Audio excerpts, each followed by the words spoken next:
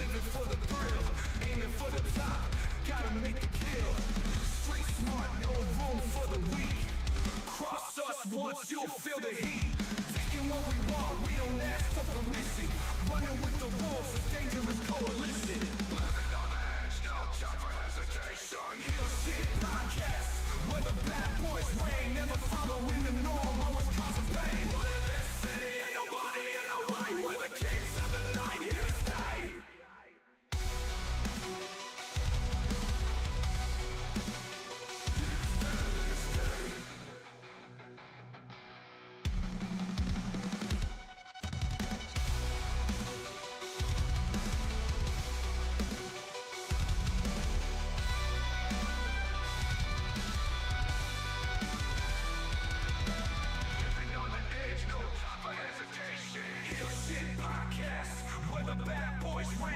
Following the norm, always causing pain. But in this city, ain't nobody in the way. We're the kings of the night, here to stay.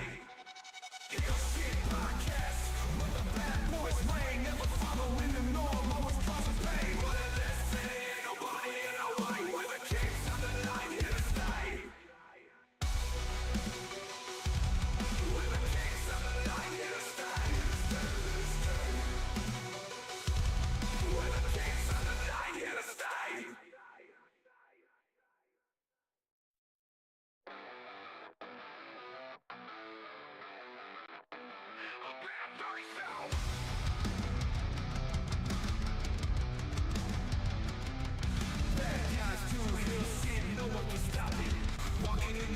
Always on the profit.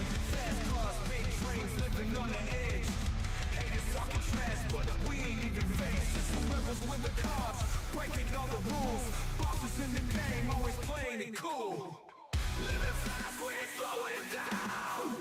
Always ready to turn heads around. Heal shit podcast, where the bad boys reign, never following the norm, always causing pain. But in this city, ain't nobody in the way. We're the kings of the night, here to stay.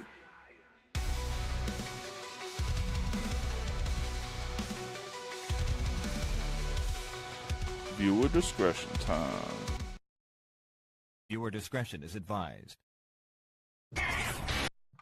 What up, Heel Faction? Welcome back to Heel Shit. Why do we call it that? Because bad guys do heel shit.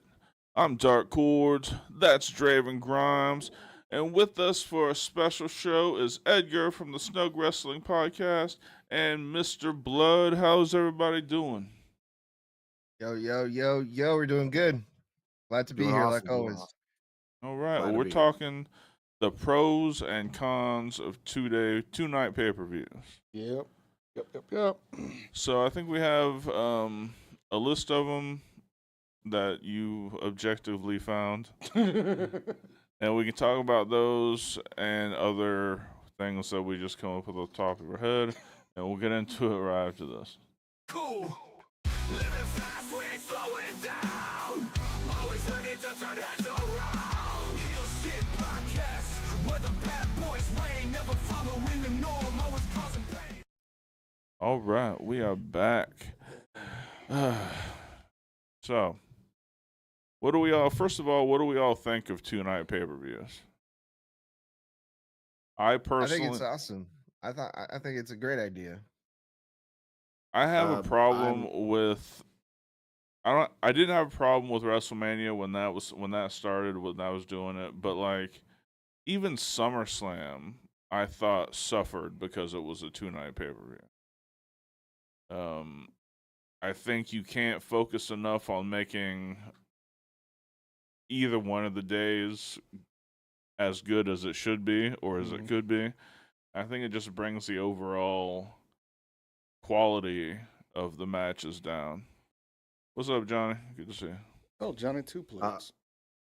Personally, I think it made sense when they did it with Mania because I got real sick and tired of 7.5-hour Mania cards. Correct. I mean, it got brutal. You know, back before COVID, I remember one of the Manias, it might have been 2018, 2019, where it started at like 6 o'clock or 7 or whatever, and it didn't end till almost 1:30 in the morning on this coast, and I was just like, dude, this is overkill.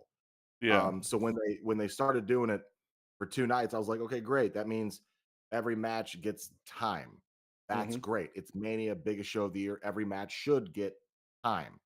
The problem with doing it for other shows is SummerSlam doesn't really, I mean, yeah, it's one of the big four, but it doesn't justify 2 nights. Mhm. And now they're talking about doing, like one, let's say like like Money in the Bank. Why?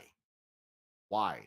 Because if there's one thing I noticed when SummerSlam happened, it divides fans more on a 2 night card than it does on a 1 night card, because half the fans were like, now they're going into it thinking, well, which night's going to suck worst? Yeah. Mhm. Like, and now they're comparing main events to each other, and now they're comparing openers to each other.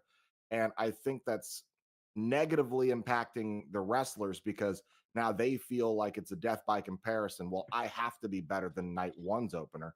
Otherwise, my match is going to get destroyed online. Or my main event, like, oh, well, CM Punk versus Gunther. That was great. John Cena versus Cody, that was sports entertainment, but Gunther versus CM Punk was wrestling. Like, Mhm. and then you just don't get to win on either side. So I think the 2 night format should stay with Mania. I agree with that to a point. I think the only other one that would make sense is Royal Rumble as far as a 2 night pay per view, especially since they started doing a men's Rumble and a women's Rumble. And typically in years past, before they started all the 2 night shit, Royal Rumble would be like what, 2, 3 matches and then the Rumble. And for something like that, you can put the women's Rumble on one night, the men's Rumble on the other night, and then put 2 or 3 matches on each one, and that makes sense. Yeah. But for SummerSlam, what was it, like 9 matches, 10 matches that we had between the two cards? Yeah. And half those matches didn't even need to be on pay per view. They barely needed to be on TV. They sucked ass. They didn't make any fucking sense. And I mean, just my personal opinion. If you would have took the AJ Styles match and the John Cena match from night 2 and replaced it with a couple matches from night 1, that pay per view would have been great. Sure. Yeah, and the reason why I said that I thought it was a great idea is because of this. Now, I agree that Dark, you said that the quality of the matches is probably going to go down if we keep doing these 2 night events. And you're right. I mean, I felt that at SummerSlam, but for me, like someone who actually got to experience WrestleMania on both nights, this past WrestleMania in Las Vegas, it was a whole weekend event. Like as a wrestling fan or a WWE fan, get to experience a lot of fun things. Just all weekend, just wrestling stuff, conventions, the WWE store, the universe, like everything was just so fun. Built around that whole entire weekend was all wrestling. And I think for that, I think it's a great idea. More WWE fans are going to be able to experience that more often, and it was really fun. That's the only thing that I think, you know, it'll be worth it if they actually do it. Well, they've I done agree something with like that. Go ahead, Blood. I'm sorry. I agree with Drevin on this one, because um when I said this in our snug wrestling post-show review of SummerSlam, that there were matches that had no business being here, and I was stuck aggravated that other matches didn't make it on the card. We were missing, like, what was it, like 2 or 3 titles from SummerSlam's actual card that Yeah, didn't and they make it got onto the pushed. They got pushed to the Raw and SmackDown respectively before the pay per view. Exactly. But I'm sitting here thinking, okay, then there are matches that were on there that I was like, dude, we did not need Becky Lyra Nope. to go 25 minutes. Hell no. Okay. Jade Cargill and Tiffany Stratton was the match I picked apart like vultures on carcass. 7 minutes of the most overly rehearsed shit in the world to protect both women. So how come you're telling me that Jade and Tiffany will go 7 minutes, but Lyra and Becky go 25? Why not split the difference? We Yep. don't, because it's stuff like that where it's like you're over bloating all these matches over here, and then you are under delivering on these matches over here, and you Mhm. still want to call it a championship match. I'm sorry. All I felt, I mean, as much as I'm glad they kept Tiffany versus Jade short, I felt embarrassed for them. Like, that's Divas era level shit. A title Yeah, match not absolutely. going 10 minutes is insane on the biggest SummerSlam of them all. Why? And I was bitching and moaning. Why was Drew McIntyre and Randy Orton, who arguably had two of the best years in the last recent years of their career last year, why on the biggest SummerSlam of all time are they relegated to a celebrity tag match? Though I thought Jelly Roll had a great showing, this didn't need to be here. So it's like, why are you wasting slot time? That was my problem. This could have been one 7-match card. Yeah. And I think this SummerSlam, as we've talked about before, suffered a lot because they only had a 2-week build. Yeah, 2 to 3 weeks because the Saturday night's main event. Now, there's no possible way that they should be doing that.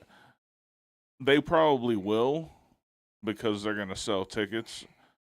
But as far as the TV and the storylines go, you can't have a 2-night pay-per-view on a 2-week build. I mean, it just can't happen.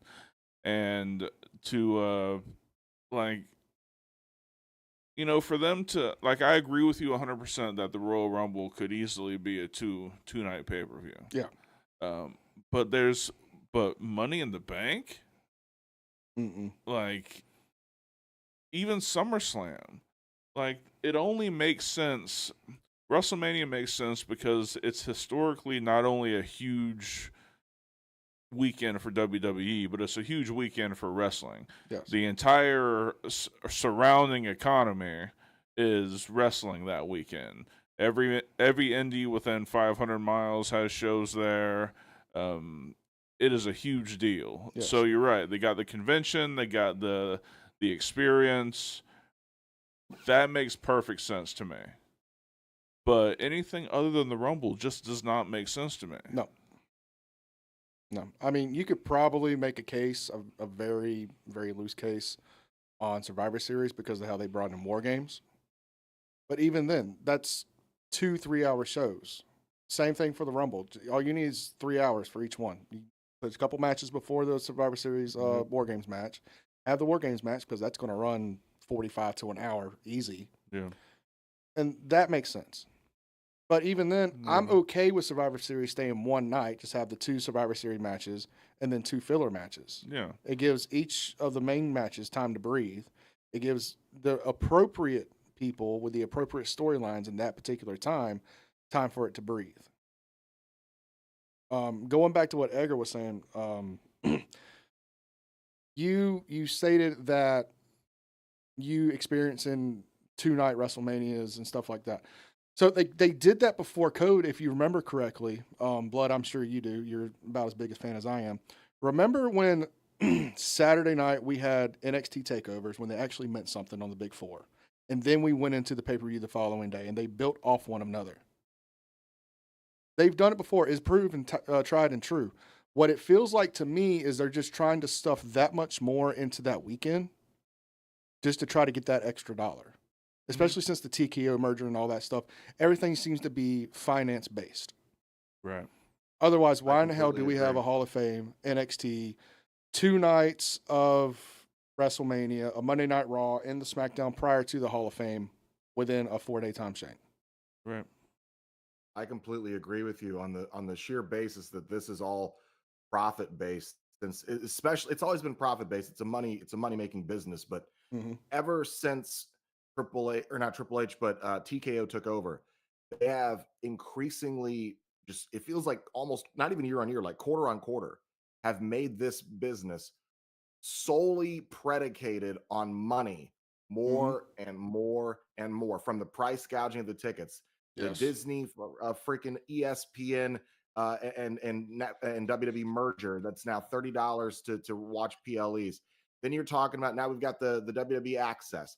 But we're going to get rid of the majority of house shows throughout the year. So we're going to literally we're going to starve all these areas for wrestling. So when we go into your area, we can oversaturate you with wrestling. And then, they're over embellishing. It's almost an ego trip at this point, because the Hall of Fame was the longest Hall of Fame in history this year, because Triple H's speech went an hour and 5 minutes. Holy shit. Yeah.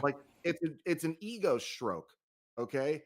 And then you're talking about you're going an hour and 5 minutes on a speech, just a speech. They were charging for that, by the way.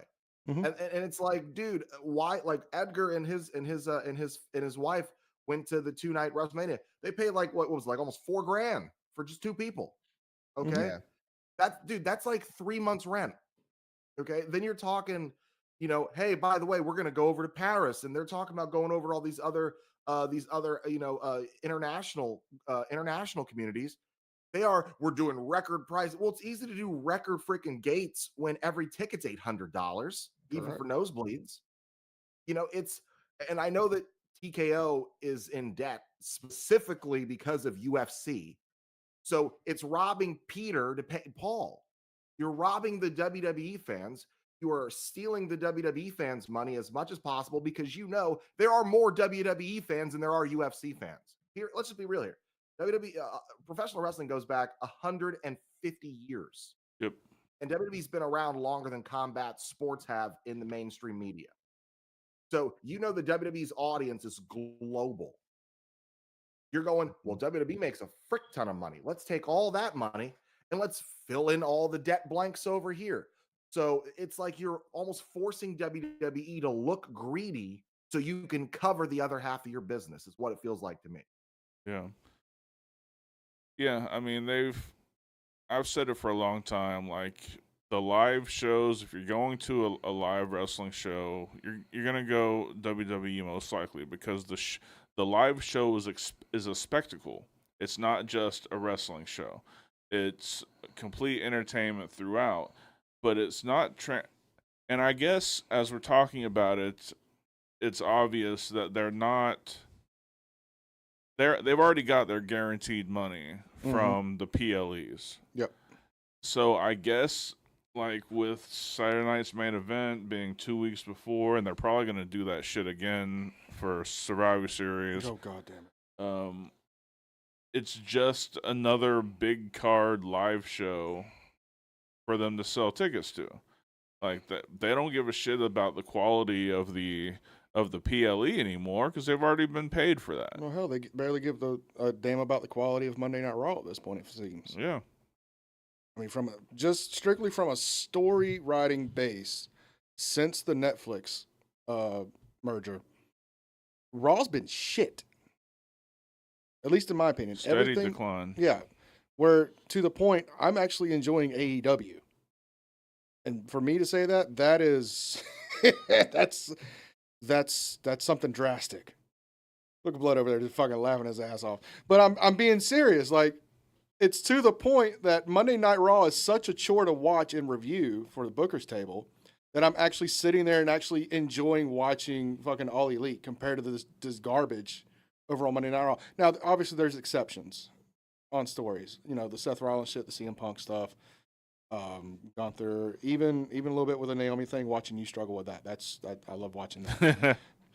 Yeah, me and the Naomi character do not see eye to eye. But 9 times out of 10, I'm watching Monday Night Raw and I'm taking the notes for the show, and I'm like, why the fuck am I even doing this? I'm not even enjoying this anymore. I remember 20 years ago turning on Monday Night Raw, like excited to see what's going to happen. Now I'd rather go do my shoot job for another 5 hours. I'd much rather us cover SmackDown than Raw. I'm working on that. But yeah, so I've made a list, objectively, and it hurt me to do this, of 5 pros and 5 cons. So I'd like to go over these with you guys, get your opinions on them all, and just see where we land at the end of this. Does that sound good? Yep. All right, well, let's throw it to our first commercial break, and then we'll be back to tackle that list. What up, Heel Faction? Today's day and age, internet security is of paramount importance. That's why today's sponsor is Surfshark VPN. Tell them about it, Draven. It was really quite simple. VPNs are the way of the future. Keeps your stuff secure, safe, and out of hackers' hands. You want to go watch Netflix over in Japan? Flip that shit over. You want to go watch the capital P word, and you can't because you're in one of these states that got it banned? Flip that shit over to another country. Really quite simple. Absolutely. Keeps your information safe, out of the hands of hackers. VPNs, as Draven said, are the future. If you use the link in the description, you can get Surfshark VPN for 88% off plus 3 free months. Damn, that's quite a steal. Yeah, we're talking about less than $2 per month plus 3 free months. If you sign up using the link in the description. Safe surfing, happy surfing, keep your shit safe. We'll get back to the show. All right, we are back. Want to remind everybody about the YouTube memberships. Hit that join button down here. We got 2 tiers to choose from, $1.99 and $4.99. Both come with great perks, and we'd love to have you as a member. So what do you got for this list? So I'll leave it to the table. We want to go through the pros or the cons first, because I'm pretty sure either one's going to have a great conversation. Well, the Cons. cons are going to be funner, so let's go to the pros first. Fuck it. All right. So pros of fucking 2-night pay-per-views. I started with probably the most obvious one, more spotlight for the talent. Yeah, I guess that's true. Depending on the show. Use SummerSlam as an example. Yeah, I mean, even if they were superfluous and not really that important for the storyline, yeah, I guess more people got matches. Yeah, especially if they do like Survivor Series or Money in the Bank, they could put like the men's or even the Royal Rumble, the men's Royal Rumble one night and then the women's Royal Rumble the other night. Mm-hmm. Same thing with Money in the Bank and all these other matches. So more spotlight on the women too, I think. I'm in full agreement on that being a pro. Look, we were talking about this with regarding Maxine Dupree, who I'm a massive fan of, who I think has something if they were to cultivate and give her the time she needed. Agreed. She is one of those talents that could be great down the road if she actually got the chance to get on TV, get ring reps in, get showcased. You know, to being on the main roster for 2 years and having 34 total matches entirely, including dark matches, Mm-hmm. that's a freaking, to me, that's a disservice to her ability to learn anything. So I'm all in favor of that being a pro. Showcase your talent. Why are you paying them if you're not going to utilize 100%. them? So yeah, that's And a going pro. back into the Maxine thing, that kind of goes back into what we were talking about as far as the house shows getting taken off. That's where you really got your reps in, as far as a younger talent just trying to get your timing and everything down. And for them to take that away is really hindering a lot of the talent, whether it's NXT, whether it's Raw or SmackDown, or anything like that. If you don't get reps in, you're not going to get better. And that's something I had to, kind of learn the hard way when I first started wrestling myself. Where I thought, oh yeah, I'll just go wrestle once or twice a month and I'll be fine. Yeah, no. You need to do those 12, 15, 20 it doesn't work times a that month. way. Yeah. Because I was a wrestler too, and I can tell you one thing: you can get told all day by my trainer's name was Shaggy. You can get told all day how to bump, how to flat back. Hey, this is how you run the ropes. But I tell you one thing: you run those ropes wrong, you're going to break your rib cage. So as far as it's concerned, wrestling is a learn by doing business through and through. It's do it till failure type of business. 100%. So you need those reps. Taking the house show circuit away, in my opinion, was just them being greedy because they said they wanted to save money and cost cut last year. So they reduced the live event schedule. Well, great. You just screwed a bunch of your talent who never get on TV anyway, who that was probably the only time they got in front of the fans. Right. Yep. So But now they just sit in front of catering all day. yeah. And they're still paying to travel there on their own dime. Right. It's baffling. It really is. I don't understand this mindset. But let's move on. My second one, and I think we all can agree on this one because we've all bitched about it already. Shorter, easier to watch shows. Yeah, I mean, I do like that aspect. I do like how they've really they've been doing it to all of their PLEs lately. They almost never go over 3.5 hours anymore. And I'm fine with that shit. I'm perfect with that, absolutely.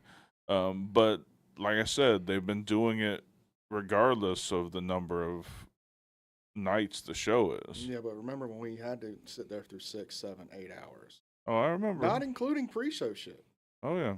It's a fucking chore. So for Yeah, them that's why. But you only got those long ass pay-per-views on the big four. on the big four. But even let's see what they do with Survivor Series, because if they still have a great show and only have 3.5 hours of runtime, then what's the point of a 2-night pay-per-view? Well, there really isn't unless you want to break up into 2 night for more money. Right. I mean, Exactly. that and the Rumble's the two easiest ones to do, because you just take the marquee match, because you have a men and the women's version now, and you just break it up into 2 nights. And you can put 2 or 3 matches between each one. Sure. It's easy as fuck. It's stuff like Money in the Bank or Clash in Paris, if they just try to do that 2 nights, or anything like that, where it's just a generic pay-per-view that doesn't have any gimmick matches or any really sufficient reason to actually do it other than like WrestleMania. And then they try to do it. To me, even though, yes, this was quote unquote the biggest gate in SummerSlam history, well, no shit, it's the first 2 night one. It's going to be that. This still failed as far as retention. You understand? Mm-hmm. Like, you didn't retain me long enough to give a fuck about a match more than 2 or 3 minutes. Even more so, like, the biggest example I had for night 2 was the TLC match. There was no time in there for anything to fucking breathe. Everything was just bam, bam, bam, bam, bam. Nothing was able to make sense. Nothing was able to be a moment, and it suffered. But like Blood said, you got Lyra and fucking Becky over there doing 25 minutes. You couldn't take just 5 minutes from that and put it over here in the TLC match. Just 30 seconds is all it needed to breathe between spots, and it'd been fine. Yep. I've been okay with it. Yeah. Fuck, I'm tired. Let's see. Continuing on. This is more from the Fed's point of view as far as being a pro. More ticket and revenue opportunities. I think we all already kind of covered that with weekend conventions and shit like that around the big four, especially WrestleMania.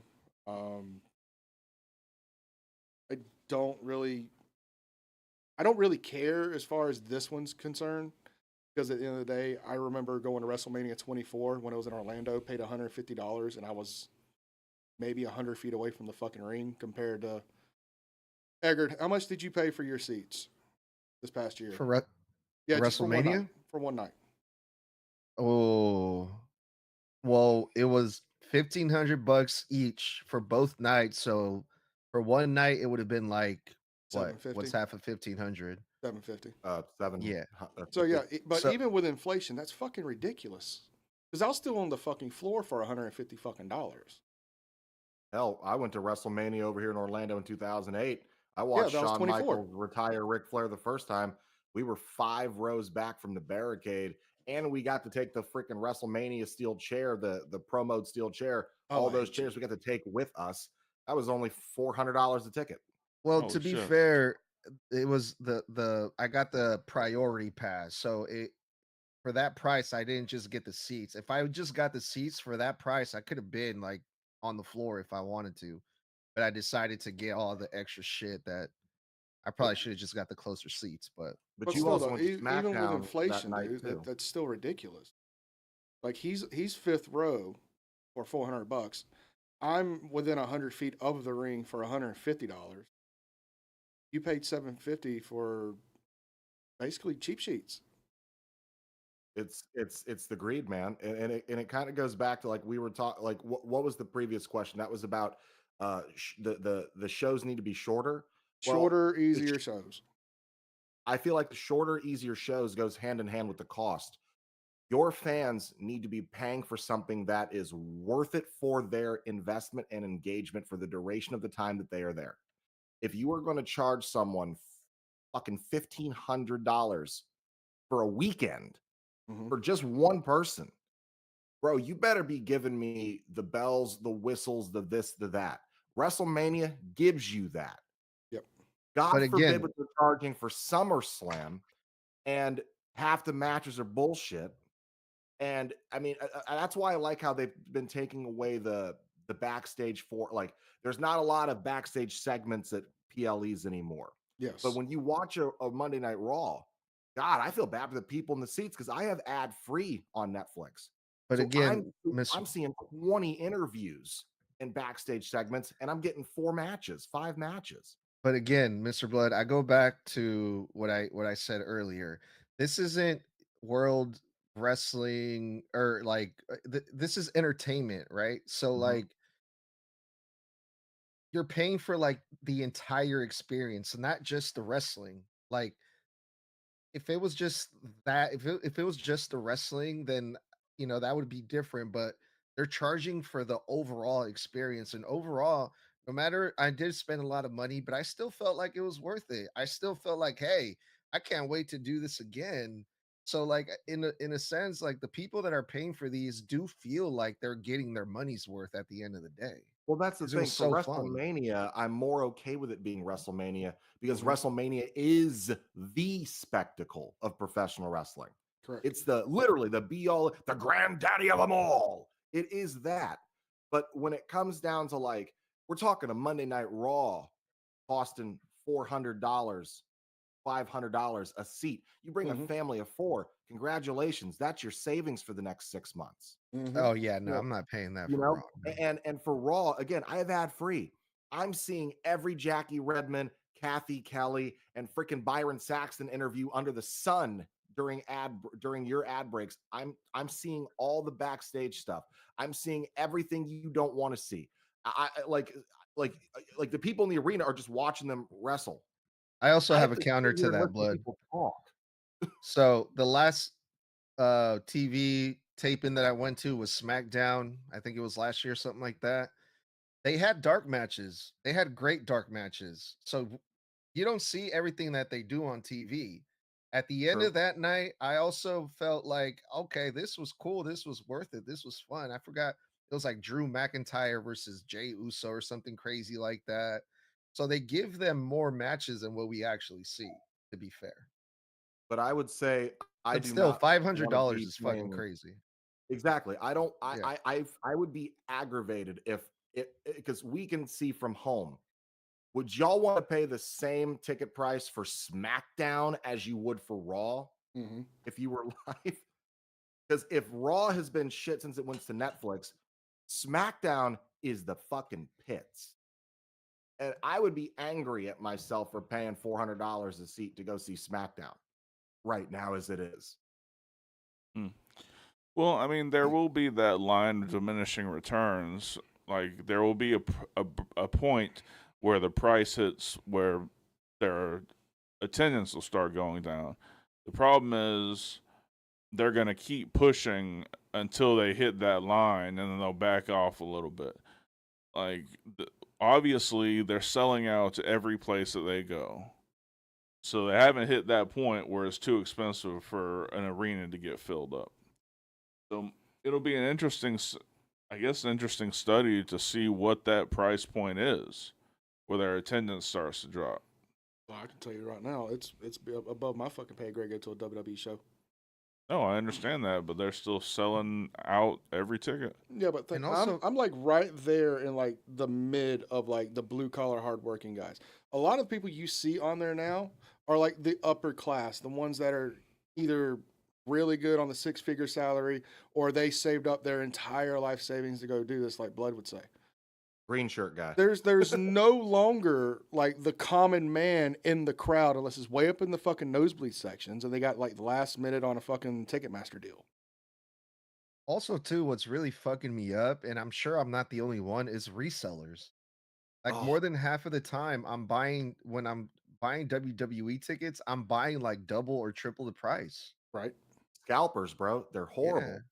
Scalpers. The ticket be that's the thing. There needs to be a limit on the amount of tickets I feel you can buy for an event because I've dealt with the scalpers thing, not even for wrestling events. I deal with that stuff for comic book convention stuff.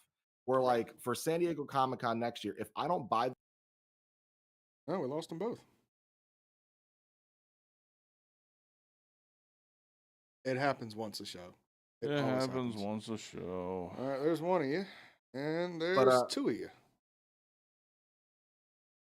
you know, the scalpers, it's an issue because like for the comic book conventions I go to, if I don't get my tickets for San Diego Comic Con this November, they drop on the site on a certain day. I have an hour to get my tickets for 150 a piece for me and my wife for the whole weekend. Mhm. If I don't, in an hour, they'll sell out because some jerk's going to go on there, buy 20 sets of those, and then wait to go on freaking StubHub or Ticketmaster and scalp and resell them for 500 a piece. And they Correct. do that for wrestling shows, waiting outside in the parking lots. Hey, I got your wrestling tickets. Oh, you give me, $700. I'll get you, three seats or three, aisles closer to the ring. Like, they're ruining it for everybody too. And there needs to be a better, I don't know how WWE hasn't got a better lock on that yet. Because I'm sorry, if Man, you're already charging $500 for a ticket, what's the scalper charging? yeah, they don't care, dude. They just want to sell their tickets, be Yeah, able to well- say, "Hey, we sold out the arena." Yeah, That's it. Oh yeah, I'm right there with including that. the vendors and the guy mopping the floor. Right. Yeah. Their attendance numbers have always been iffy. Right. That shit makes me so mad, man. This past SummerSlam, we had a record of 100 and something thousand people here. That's a record. No, how many? Like, almost all those people returned from the first night. You can't count them twice. What the fuck is that? Yeah. Like, Yeah, it's something I've always had a fucking issue with. I think me and you've gotten into it about it a few times. Yeah, I mean, they announced attendance numbers for their pay-per-views, but it includes the fucking concession staff and everyone who's going to break the arena down after the show, and you Nervous just have dog. to be in the vicinity of the building for them to count you as an attendance. Yeah, except great. unless you're Bret Hart, then they'll fucking turn you away. Sit him next to Goldberg at the next Hall of Fame. Confirmed. Oh, all right. So next one on the list is Hold up, let's missing these commercial breaks. We'll be right back. He's having such a good time though. I know. All right then.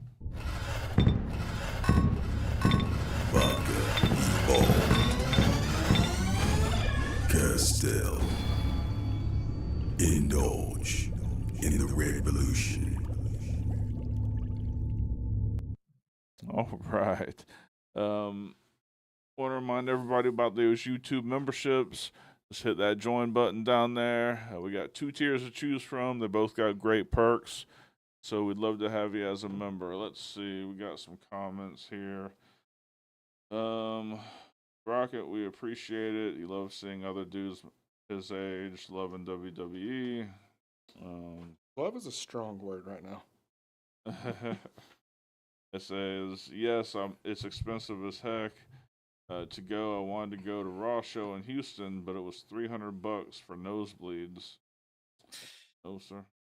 I mean, you're in Houston. No. Go It's spend those $20 scalpers, on an though, bro. independent show. I promise you, you'll have more fun there. Yeah. Save a lot more money, and you'll definitely get your money's worth. Yes, support indie wrestling. That's where the fun is. You will have just as much fun at an indie show, if not more, than at a commercialized professional wrestling show of any company. You got Yeah. Atomic WWE. down there by you. So you go to the Atomic shows? I'm actually friends with Alex Red, so I've known him for a while. He's a really good guy. Yes, I he haven't is. been to an Atomic show in a little while, but I get invited to NXT every freaking week by email.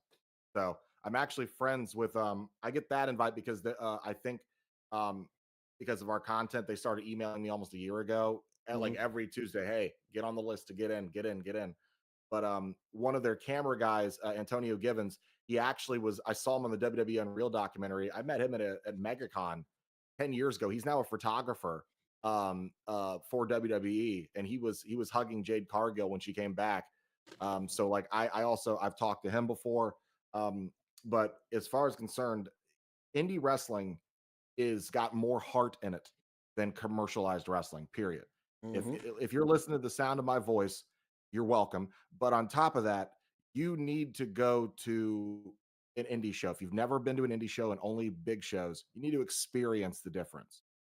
There is, in my opinion, a deeper feeling of immersion in smaller, more intimate shows. You really feel involved. You feel like you're a part of the fucking ring. So I always support your local indies. Rocket I think you'd be Raccoon watching. says, "How can he find those?" I guess. Social media will be your best friend when it comes to that. Yeah, Oh all you yeah, gotta and do is they're all over the place. yeah, Thousand. just go to Yeah, your and you could be. Facebook and search Local pro Independent Wrestling Houston or whatever, wherever you live, and there'll be groups and all kinds of shit Oh, for yeah. you to find the yeah. indies out And there. you never know, you could be watching the next big star that's going to be on TV. You know, Oh, the next few 100%. years. You're in I mean, hell, Houston, so he's I met got Alicia Fox. Reality of Wrestling Yeah, down yeah, there. he's got Booker's You program can down there. watch Zilla Fatu all the time down there. Hell yeah. You got some good stuff if you're in Houston, man. Oh, yeah. Yeah, I met Alicia Fox here at the Cocoa Fairgrounds in 2006 or 7, wrestling on the for a match that just came in town, and she was on the same exact show as Scotty Too Hottie. Met him too. The Mhm. first ever local show I went to. I met her before she even became Alicia Fox. She Yeah. was going by Trinisha. So you never know who's the next big WWE star. So Yeah. go have fun. Oh, yeah. Absolutely. That's just like with Sam Shaw. I met him way back in like 2006 Hold on before a I even second. started Elwood, training. what are you doing, brother? No, it's not. the time. Elwood, you're backing into. Why are you lifting weights? Edgar, come He's the get your next boy. WWE star we were just talking about. Come get your boy. Oh yeah, he starts wrestling school tomorrow. Yeah, see, there you go. Support indie wrestling. Yeah, Support indie wrestling. He's not gonna last. Does he really? Oh yeah, absolutely. Is he Yeah, actually he starting paid- wrestling tomorrow? He's very You excited. poor bastard. He Oh, that's paid with the awesome. company card. It was Enjoy that, $5,000. Edgar, you can tell Blood about Elwood off the air. Yeah. Okay. Yeah. There's a whole Well, fucking if he is backstory to actually that. starting tomorrow, enjoy bump training and impact training. I told him that'll be a his fun first few 3.5, times 4 months he's of gonna hurt your all the life. way down to his ball hairs. Dude, I remember the purple and yellow splotch bruising I had for like 4 straight months. God. Putting t-shirts on hurt. Yep. Yeah. That first week was not fun. That first month wasn't fun. Fuck you talking about a week. Dude. My first Yeah. week was nothing but cardio drills outside of the ring. I didn't even get in the ring till like week 3. Jeez. Oh yeah, dude. They didn't even let me run the ropes till like the second month. Yeah. They wouldn't let me touch the ropes. You can stand in the ring, but you can't run the ropes. Oh, I couldn't even stand in the ring. You can stand next to it, but you couldn't touch it. You couldn't do nothing until you earned that. I was I had allowed a- to break the ring down. I I don't had feel a- included in this conversation. I had a 3-minute match my first day. Did you squeal like a They pig? jobbed you out your first day. Yeah, luckily it wasn't on a show, but Let's test where you're at. You're gonna It get was- dropped on your head, and you're gonna get pinned. but of course it was I don't against know how to Andrew, take that. so he Only at Dory School. Jesus Christ. Anyway, let's move on. I forgot what I was saying earlier. We'll just move on. So my final one for the pros is flexibility in the booking. How do y'all feel about that one? It's just gonna be. Flexibility in what capacity? It's just gonna be As- more like rush storylines, like more matches getting put together last minute, like this SummerSlam, right? yeah, I Well- think they've proven that's kind of an issue. If they're gonna Can you run define- these, they run these Saturday Night main events how often? I think they're Like doing it every once a 2-3 quarter now. months now. Every quarter. So Roughly. I mean, it's going to unfortunately it's going to fall on the half cycle between whatever it is and SummerSlam also. Okay, so I think I had this as a different idea than what you guys are taking it. I'm taking it as far as the flexibility in booking, such as having these 2-night shows like we talked about with Royal Rumble, having one Rumble one night, one Rumble the other, and then booking accordingly, rather than having to squish it all in one. Not necessarily building up to 2-night pay-per-views with 2-3 weeks in, but more or less the actual pay-per-view itself. So say we all sit down right now and we try to book out Royal Rumble for January. Here it is, mid-August. We can go ahead and get the men's Rumble and the women's Rumble set up, and we can each put 3 matches on the undercard. Whereas if we just keep it at one night, you got to start the Rumble with a Rumble, end it with a Rumble, and then somehow we're still going to put 4 matches in there, and one's guaranteed to be a title match, whether it's the world title or the WWE title. Yeah. That was Hmm. my angle as far as like booking flexibility, not necessarily booking into the show. Yeah, I think you might have something there. Fuck did Edgar go? Uh, He's excused himself. I Nature calls. as far as flexibility goes, I think when you stretch a show out, you're kind of guaranteeing yourself flexibility. Yes. But I also think you're guaranteeing that you're gonna one book yourself into a corner because it seems like there's more opportunity to do that with a larger show, with more stories that have to get told. Um, but as far as concerned with flexibility, I think you run the risk of I think flexibility is an overall good thing without getting this into a diatribe. I think that having a more flexible show is a good and bad thing. I'll put it that way. I think that belongs on both lists. I could agree with that. Yeah. Edgar, Edgar, what do you think? Since you're back, Sorry, I had to step back. I'm not really sure what you guys are talking about right we're now. talking Sorry. about flexibility and booking as far as a pro. Nah, I don't really have a whole lot of thoughts on this. All right, cool. Sorry. So we done with the pros. Thank God. Let's have some fun now. Let's talk about the cons of 2-night pay-per-views. Let's start with the most obvious one: the oversaturation. Yeah. I mean, you gotta. By the end of this SummerSlam weekend, I was exhausted from wrestling. Mm-hmm. Like, I didn't need that much wrestling on the weekend. Uh, Raw rolled around, and I was like, I know I have to do this, but I am tired of watching wrestling. We said the same thing, bro. think we Our all Monday said Night Raw that. review after, we were all drained, bro. That Monday Night Raw review wasn't even fun. All of us were saying it on the thing too. We were like, dude, we wouldn't even want to do it, but we're like, we kind of have to. But it's exhausting. I Yeah. don't see who besides content creators like ourselves who watch it to make content or whatever, like who has the time and to be there. Okay, I'm gonna watch wrestling on Friday, then watch wrestling Saturday, then like the entire weekend, including on Monday. Like I'm thinking this is fucking crazy. Like that was 4 days straight of like hours and hours of wrestling. Like If the who does wrestling that? was It's good, crazy. if the stories were good, I would watch it 7 days a week. Absolutely. But a lot of WWE programming is just shit these days. Like nothing is pulling me in to retain my attention other than very select few people. And once those segments are over with, I don't want to fucking watch it anymore. And I think you're hitting the nail there too. It's like you know what you're there for, and then you know what you have to sit through so you don't miss what you're there for. Right. And like I noticed something the last two Monday Night Raws that I pointed out on our show because they had two different segments where we saw people walk through Gorilla. Triple H has not been there the last 2 weeks. So, and then we saw they just posted online because it's going viral. He's on vacation, on a family vacation. Yeah. So maybe that's why these shows, generally you can feel Triple H's presence on a show. I didn't really feel his presence too much on this show the last 2 weeks. I felt Bruce Pritchard's.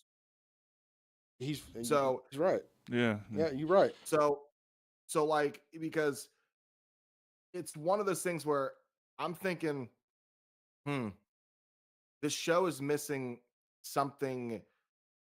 Like the shows flew by and not in a way that like it was like, ooh, yeah, that just flew by. It was like it flew by because almost everything felt missable. Like I was on my phone half the time.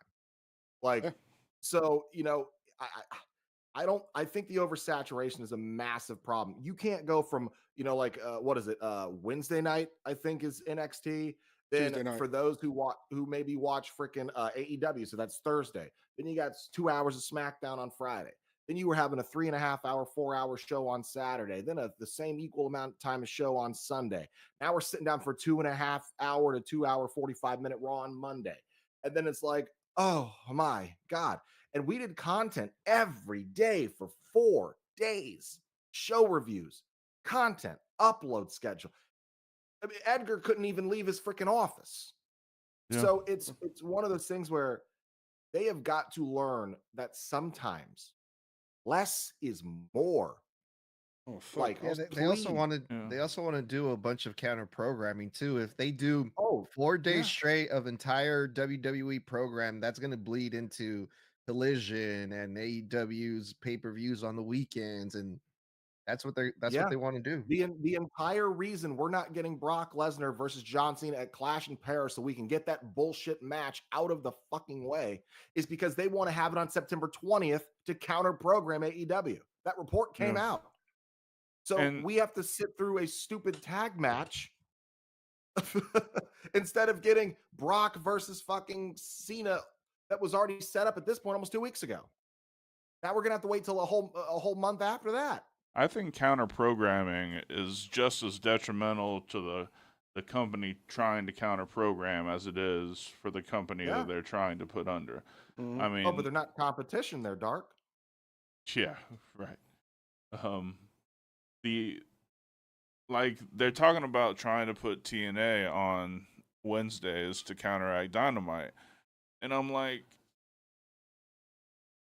I would love to watch TNA every week, but not if they're on the same time as Dynamite, because I'm an AEW fan. I'm gonna watch that show every time before a TNA show. So they might cut down some of AEW's fans, but they're also going to cut out potential fans for their show. It makes no business sense to me whatsoever. And if I All were, that goodwill and hard work they did rebuilding TNA's brand with this WWE partnership over the last year, I don't understand how come these idiots don't learn their lesson. It didn't work when you tried to counter program AEW with NXT. It didn't work. That was a failure. That's why Black and Gold ended. Mhm. Why on earth would you try to TNA, who was hung on by a thread for years and years?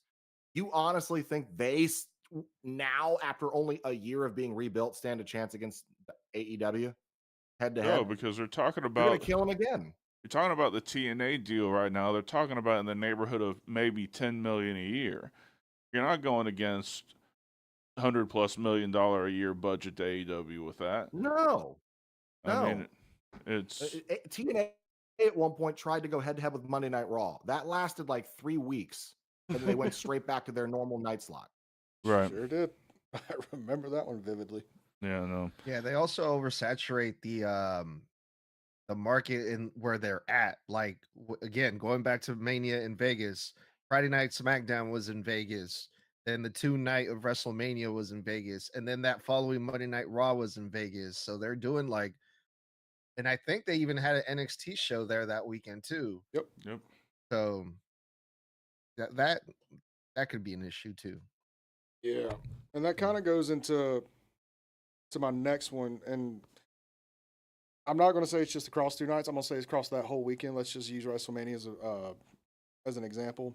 Fatigue across that entire set of events. Yeah. At some point, like Blood said, we're fucking tired. And especially if the programming is shit and we don't care and we're like us, we're watching it for content because we have to, because this is how we pay our bills. It gets to the point where we get burned out. Like I said, if the programming's good, if the matches are good, if the story's good, I'd watch this shit 7 days a fucking week. But I can't watch WWE 7 days a week. That's why I do watch MLW, TNA. I watch some New Japan stuff. I watch AAA. I watch CMLL. I watch any and everything I can but WWE unless I have to. The fatigue with WWE programming is becoming too much for the casual viewer because they're used to watching a Monday night, a Friday night, and a pay-per-view. Deeper fans will watch NXT, yes. Fucking IWC marks will watch WWE Speed on Twitter or Right. Evolve on Tubi or whatever bullshit show they got going on. Yep. But the casual fan just wants to watch a Monday, a Friday, and a weekend. It's beginning to be too much for the casual audience. And once you lose that casual audience, that's where you're going to start seeing the ratings go down. That's when you're going to start seeing the income come down. And that's when you're going to start seeing other companies maximizing on these, such as an AEW, such as a TNA, such as MLW. Yeah. I think that's the problem with this whole new. I always thought this era should have been coined the Renaissance era because it was like the rebirth of WWE and professional wrestling. But I'll be damned, man. They are literally specifically the type of company that since TKO has taken over, they are like, we're gonna drain these people for all they're worth. Every dime they've got, every minute of their life that we can get them to sit on their couch and watch us until they hate us. And it's okay if they want to stop watching. You know why? Because our Netflix deal will just drag in another 100,000 viewers to replace all of them. That's what we are at this point. We are a Nielsen's rating test. So that's what it feels like. It feels like they no longer care if we are long-term viewers. They just care that, hey, we are viewing in the moment. And if we stop viewing in the next moment, someone else will view it in our place. Yep. Edgar, what you think?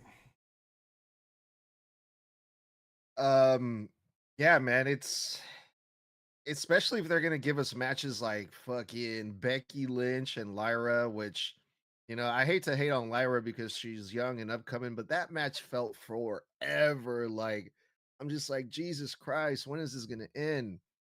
SummerSlam was a long fucking weekend for me. Like, I felt like I was watching like hours and hours. And what was it too the other weekend too, where they had AEW All In, fucking Saturday night's main event, and it was like fucking 18 hours straight. Uh, it is getting way too much for me too. 100%. What about you? What's your final thoughts on it? I think they pretty much encapsulated everything that. What is that? Huh. They're Is there a helicopter landing or some shit? no idea. Yeah, no, Oversaturation or the fatigue of multiple day pay per views. yeah, I think I spoke my piece on that when I was talking about the just being tired from the whole weekend is ridiculous. Yep. All right. Well, unless we want to get into another one, go over. I think we can. This is a good place to kind of tie this one up. I think. Yeah, that sounds good. All right. So pleasantries. By all means. Pleasantries. Jesus Christ. Here we go. Ladies and gentlemen, do not forget this Tuesday night, WIW with Dark Horse, Draven Grimes, and Edgar from the Snug Wrestling Podcast, where we're going to go over a plethora of wrestling-related news over the past week. Be sure to tune in for that. Tune in to Fantasy Wars. I'm so proud of you. You're actually keeping on track. I'll buy you a frozen dairy treat when we leave here. Appreciate it. Yeah. Where we will be reviewing. Let me get it pulled up real quick. That is...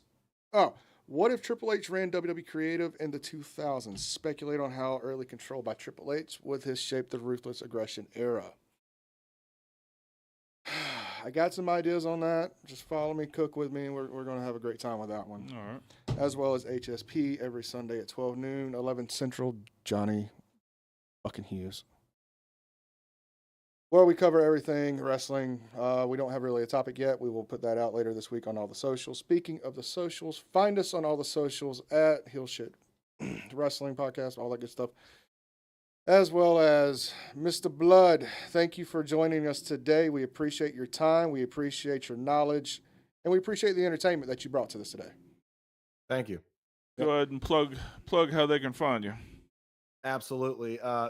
We are live every Monday and Friday night after Raw and SmackDown go off the air on YouTube, Twitter, or X, whatever you want to call it, and Facebook. We do live show post reviews, bonus content on all the socials that you can find us on. It's all at Snug Wrestling on every social media platform. And Thursdays, we go live on TikTok, live one-on-ones, me and the creator of Snug Wrestling, Edgar, for random wrestling topics where you can actually chat with us, meet with us, and we'll answer your actual questions. Other than that, Apple and Spotify, everywhere you can think of, at Snug Wrestling. Not hard to find us.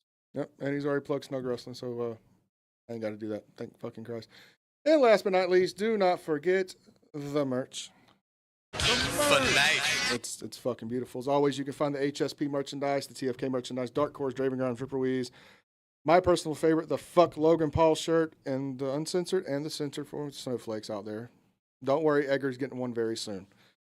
All that more on the Streamlabs site down below. And with that, I'm done. All right. Well, we want to thank Edgar from Snug Wrestling and Mr. Blood for joining us. For Draven Grimes, I'm Dark Cordz. This has been Heel Shit. Why do we call it that? Because bad guys do heel shit. Peace. K-pop sucks.